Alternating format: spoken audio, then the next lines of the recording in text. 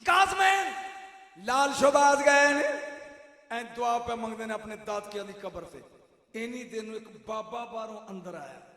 कौन है? एदा नाम है सैयद जमाल शाह कलंदर इब्राहिम कलंदर काज़मी। इन्हें इंज वेख्या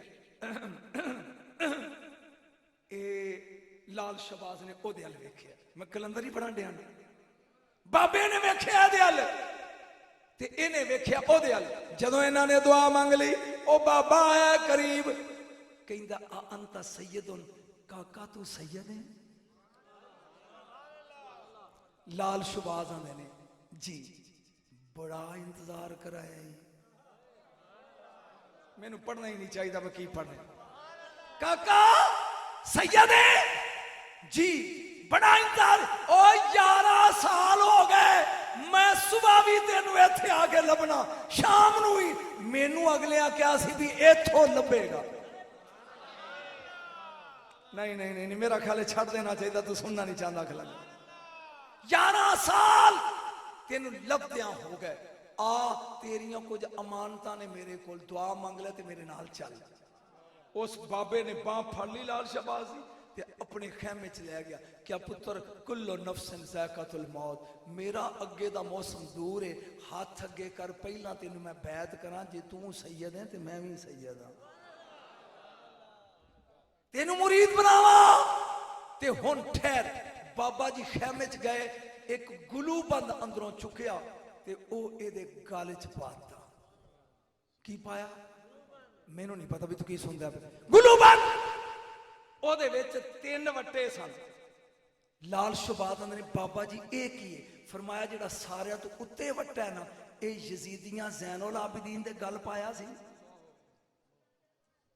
ते उवें ही टुरदा टुरदा मेरे कोल आया ते साइयां क्या सी तेनू देना है। एक जरा दरम्यान ची काला यजीदियां ने बंबारी की सी तीरां नाल ते पत्थरां नाल ते काबे दा एक टुकड़ा पत्थर दा टुट के डिग्या सी ये काबे दा टुकड़ा ते आ त्रीजा पत्थर मैं दे रहा कलंदरी दा गल च भार होएगा तो नीवी होएगी जमाने दियां जनानियां नूं नहीं वेखेगा पैरां नहीं वेखेगा। ए गुलू बंद अज भी कलंदर दी दरबार ते लटके है। कमाले मैं तेन समझाण दिया तेरी समझ नहीं आउण दिया। किन्ने पत्थर ने गुलू बांदे च 3 एक इमाम ज़ैनुल आबिदीन दा एक काबे दा पत्थर ते तीसरा कलंदरी सिलसिले दा पत्थर। ये 3 पत्थर ने जेडे अज भी गुलू बंद कर बन के 1400 साल 900 साल 700 साल पुराने उथे अज भी लटके ने। यदा मतलब है खानदानी सैयद का नाम है लाल शहबाज कलंदर। मेरे ख्याल कोई समझ आ रही थोड़ी जी आ रही थोड़ी जी कि नहीं आ रही। ए आ लाल शहबाज कलंदर एक बार फिर कह सुभान अल्लाह। मैं थोड़ी थोड़ी गल्लां हौली हौली तेन सुनांदा जा रहा लाल शहबाज दियां। मेरे बच्चे कलंदर सूटे लाने वाला नहीं होंदा कलंदर चरसा से पंगा पीने वाला नहीं होंदा कलंदर वो होंदा कवे हो जा